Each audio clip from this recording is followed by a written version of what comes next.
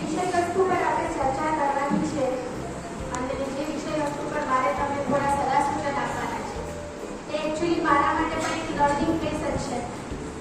મારે એક સંતાન છે અને એ 7 વર્ષની દીકરી છે મારે, એટલે મારો અનુભવ પેરેન્ટિંગ માટેનો માત્ર 7 વર્ષનો જ છે.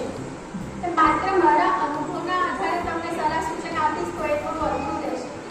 મારું થોડું ઘણું જે વાંચન છે અને પેરેન્ટિંગ વિશેના જે વિડીયો જોઈએ છીએ આપણે એ ઉપરથી હું જો કહું તો મને જે પેરેન્ટિંગ માટેની સૌથી પહેલી શરત લાગતી હોય છે તે એ છે કે કોઈ પણ પેરેન્ટ્સ પરફેક્ટ નથી હોતા અને એ વાસ્તવિકતાનો સ્વીકાર આપણા દ્વારા એ સૌથી પહેલી એવી શરત છે કે આપણાથી બી ભૂલો થઈ જ જતી હોય છે, અનેક વાર થઈ જતી હોય છે અને તમે એ બાળકની સામે સ્વીકારો છો કે હા મારાથી ભૂલ થઈ ગઈ, સોરી બેટા, તો તમે તમારા બાળકને સોરી બેટા કહેતા શીખી જાઓ. જે બહુ અનયુઝ્યુઅલ છે કે આપણે એમ જ વિચારતા હોય તો આપણે તો મોટા છીએ, આપણે સોરી ના કહેવાનું. તો ઇટ્સ નોટ સો.